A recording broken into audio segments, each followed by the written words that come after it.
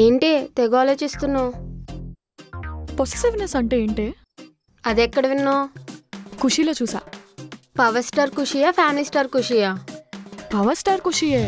అందులో భూమిక ఫీల్ అవుతుంది కదా, నేనెందుకు ఎప్పుడు ఫీల్ అవ్వలేదంటావు? మనం ఎవరినైనా ఇష్టపడితే ఫీల్ అవుతామే, అయినా నీలాగా ప్రేమొద్దు పెళ్ళొద్దు అనే వాళ్ళకి ఇవేం తెలియదులే. అంతే అంటావా? అంతే. అయినా ఈ పెళ్ళికెళ్ళి ప్రేమ దోమ ఎందుకే? ఇప్పుడు చూడు, నేను ఎంత ఉల్లాసంగా ఉన్నాను, ఎంత ఉత్సాహంగా ఉన్నాను. అయినా ఖుషి సినిమా మేము కూడా చూసాంలే గానీ నేను చపాతీ చేసుకోవడానికి వెళ్తున్నా. నీకు చాలా రెండు తింటే నీకేమైనా ప్రాబ్లమా? ప్రాబ్లమే, వచ్చి పిండి కలుపు. అయితే ఒకటి చాలు. బద్ధకం దానం.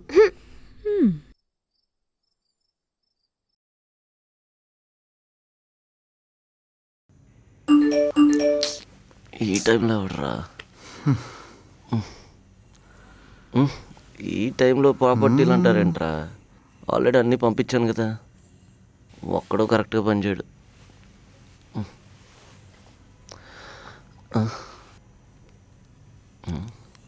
ఈడేంటి ఇంతలా ఆలోచిస్తున్నాడు? అరే మా, ఏంట్రా అంతలా ఆలోచిస్తున్నావు? జానకి గురించిరా. జానకి గురించా? జానకి గురించి ఏం ఆలోచిస్తున్నావు? జానకి అంటే నాకు ఇష్టమని తనకి ఎలా చెప్పాలని ఆలోచిస్తున్నాను రా. ఏంటి జానకినా? అమ్మో దొరికిపోయా, ఇప్పుడు ఎలా కవర్ చేయాలి? ఏం లేదు మామ, మన సినిమా ఎడిట్ గురించి ఆలోచిస్తున్నాను. అసలు ఎడిట్లో జానకి ఎందుకు వస్తుందిరా? దొరికేసా, ఇప్పుడు ఎలా? రే నువ్వు సొల్లాపి ఫస్ట్ మ్యాటర్ ఏంటో చెప్పు. షోరా? షూర్. ఇంకా దొరికిపోయాగా, తప్పదులే. జానకి అంటే నాకు చాలా ఇష్టం రా. ఆ విషయం తనకి ఎలా చెప్పాలా అని దాని గురించి ఆలోచిస్తున్నాను రా. ఒడియమ్మ, రే జానకి మీద ఫీలింగ్స్ రావడం ఏంట్రా? మీరిద్దరు అంతగా ప్రతిజ్ఞలు చేసుకున్నారు. ప్రేమంటే అంతే, ఎప్పుడు ఎవరి మీద పడుతుందో తెలియదు కదా మామా. నీకు పుట్టిందని దానికి తెలిస్తే నువ్వు మడ్రే. అందుకే ఎలా చెప్పాలా అని ఆలోచిస్తున్నాను. రే ఇప్పుడిప్పుడే తొందరపడి ఏం చెప్పకరా, ఫ్రెండ్షిప్లానే ఉండని, చూద్దాం ఏమవుతుందో. అంతే అంటావా? అంతే. వెళ్ళి లైట్ ఆపు, పడుకుందాం, పొద్దున్నే షూట్ ఉంది మళ్ళీ.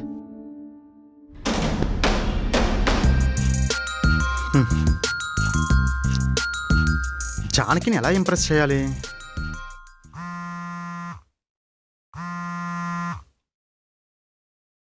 హలో, ఏంటి సార్, ఏంటి సంగతి, ఏం చేస్తున్నారు? ఏముంటాయండి, మా వర్క్స్ మేము చేసుకుంటున్నాం. ఈవినింగ్ ప్లాన్స్ ఏంటి? నథింగ్. అయితే సరదాగా ఎటైనా వెళ్దామా? నక్క తోక తొక్కినట్లు ఉన్నాను. హలో హలో, యా కలుద్దాం. సరే అయితే ఫోన్ పెట్టేసి పని చూసుకో. సరే.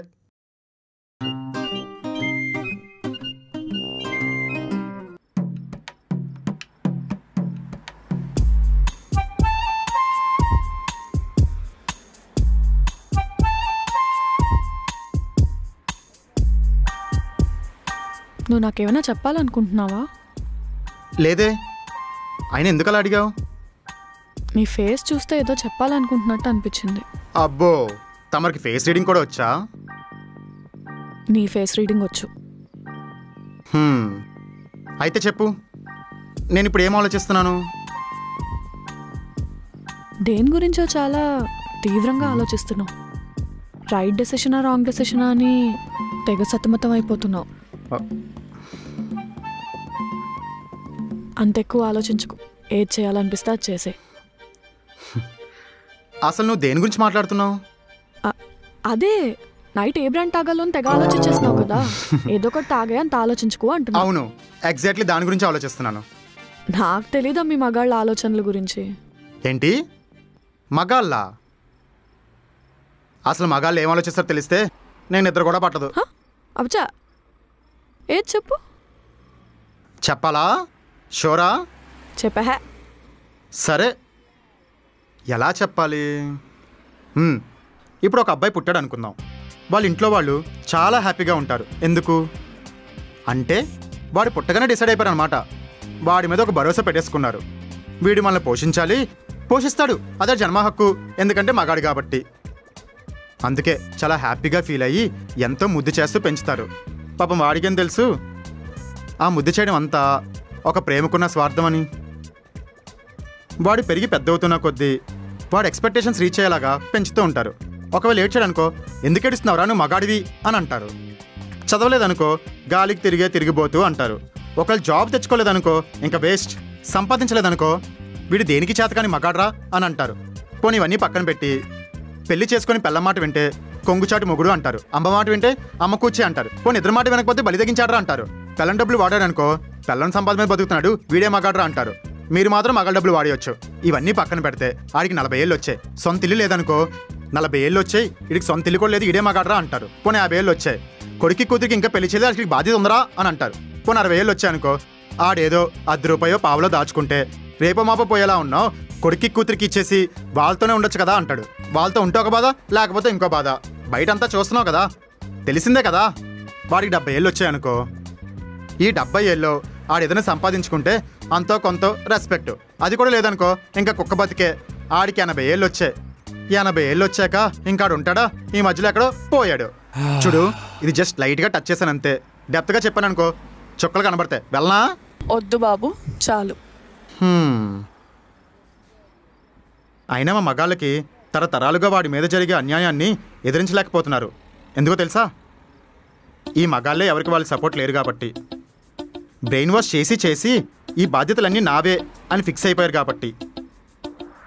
అంతెందుకు, ఈ సమాజంలో ఆడవాళ్ళకి మగవాళ్ళు సపోర్ట్ చేస్తారు, ఆడవాళ్ళు సపోర్ట్ చేస్తారు. కానీ మగాడికి ఆడవాళ్ళ గురించి పక్కన పెట్టు, సపోర్ట్ చేయడానికి సాటి మగాడు కూడా దొరకడు. అందుకే మగాడికి వైరాగ్యం పెరిగిపోయి జ్ఞానం ఎక్కువైపోయి చాలా సింపుల్ అయిపోయారు. ఎంత సింపుల్ అయిపోయారంటే, if men are sad, men watch Dhoni, men will be happy. If men are sad, men watch Tom and Jerry, men will be happy.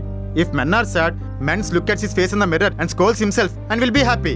If men are sad, men drinks chai, men will be happy. ఇన్ని ఇలా simple అయిపోయి ప్రతి దాంట్లో simpleness ఎత్తుక్కొని 100 problems ఉన్నా లోపల నెట్టేసుకొని హ్యాపీగా chill అయిపోతున్నాడు. చాలు బాబు, ఆపు. మగజాత ఆణిముత్యం గురించి వినడమే గానీ ఇప్పుడే చూస్తున్నా. అది మగాడంటే. ఇంకోసారి మీ మగాళ్ళు అని చీప్గా మాట్లాడకే. హే, నేనేదో క్యాజువల్గా అన్నా. Okay okay, ice cream. Ice cream పద.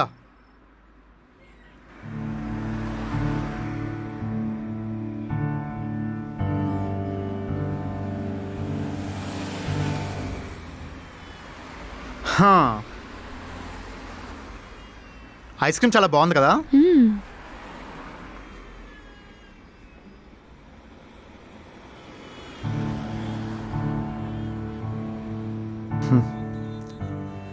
ఈ సృష్టిలో స్వార్థం లేనిది ఏమైనా ఉందంటే అది అమ్మ ప్రేమే కదా.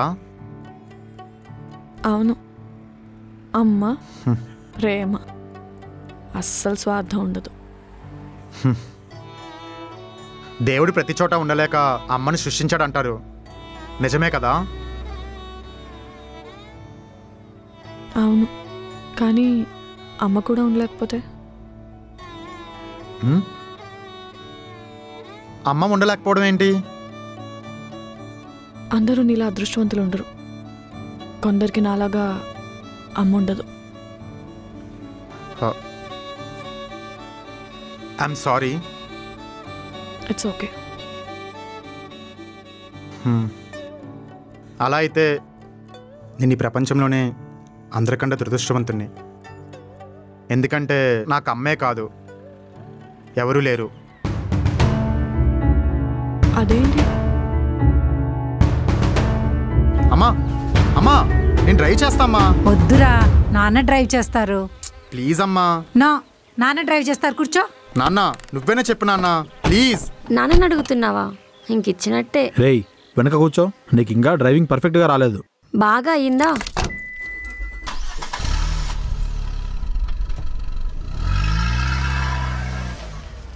ఏవండి, మంచి సాంగ్స్ పెట్టండి.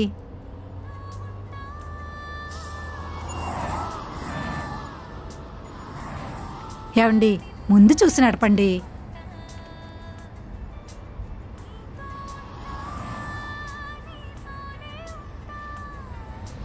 ఏమండి, ముందు చూడండి.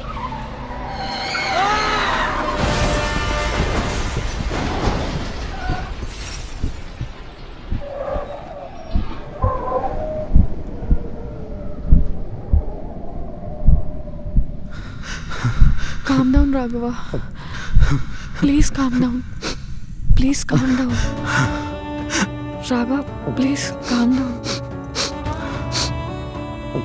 Raghava, calm down.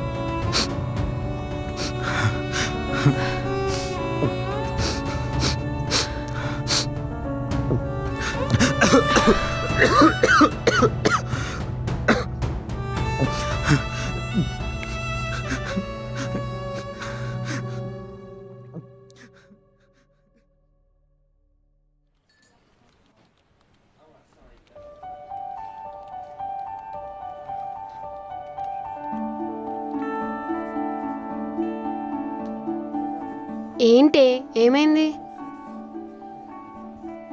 బయటికి నవ్వుతూ ఉంటే మనిషి అంతా బాగున్నాడు అనుకుంటాం కానీ కాదు కదా. దేని గురించి మాట్లాడుతున్నావు? రాఘవ. రాఘవానా? రాఘవకి ఏమైంది? క్యాంటీన్కి వెళ్దామా?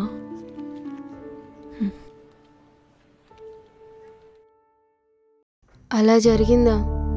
So sad. లోపలంతా బాధ పెట్టుకుని బయటికి మాత్రం నవ్వుతూ ఉన్నాడు. నీలానే. నేను ప్రాజెక్ట్ కంప్లీట్ చేయమని అనుకో, చేసావా? ఇప్పుడు దాకా బగ్స్ క్లియర్ చేయలేదు ఎందుకు? చెప్పాను కదా, క్లయింట్కి ఫార్వర్డ్ చేసావు వాళ్ళ ప్రాజెక్ట్స్. అసలు ఇంత ఇర్రెస్పాన్సిబుల్గా ఎందుకు ఉంటావు? వీళ్ళకి ఫోన్ కూడా కనెక్ట్ అవ్వట్లేదు. ఎందుకు ఇక్కడ ఎవరికి రెస్పాన్సిబుల్?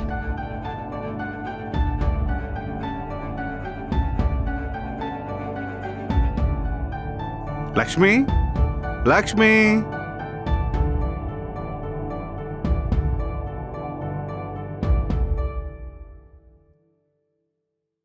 20 ఏళ్లుగా నాలో దాచుకున్న బాధ మీరు తీర్చలేని బాధ. ఎంత ప్రయత్నించినా ఇక నా వల్ల అవ్వదనిపిస్తుంది. ఈ 20 ఏళ్ల సంసారంలో శరీరం మీకు అప్పగించిన మనసు మాత్రం ఇవ్వలేకపోయాను. నన్ను క్షమించండి. ఎప్పుడో వెళ్ళిపోవాల్సిన దాన్ని, కానీ అదే టైంలో జానకి నా కడుపులో పడింది.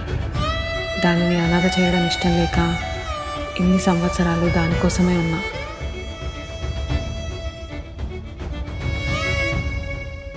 అమ్మా, అమ్మా, నాన్న, అమ్మ ఎక్కడుంది? ఆకలేస్తుంది. నాన్న, ఏంటిది? ఇప్పుడు అది పెద్దదైంది. దాని బాగోగులు తను చూసుకోగలదు. వీలైతే నన్ను అర్థం చేసుకోగలదని అనుకుంటున్నాను. సగం జీవితం కోల్పోయాను. మిగిలిన సగం జీవితమైనా నా కోసం గడపాలనుకుంటున్నాను. అందుకే 20 ఏళ్ళుగా నన్నే తలుచుకుంటూ నా కోసం ఎదురు చూస్తున్న నేను మనసిచ్చిన వాడితో వెళ్ళిపోతున్నాను. నాన్న, ఏంటిది?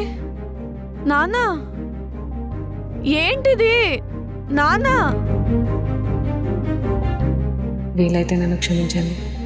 జానకి నన్ను అర్థం చేసుకుంటుంది అనుకుంటూ నన్ను ఇష్టపడకపోయినా పర్లేదు, అసహించుకోవడం మాత్రం చెప్పండి. నాన్న, ఏంటిది? నాన్న, నాన్న, ఇదేంటి?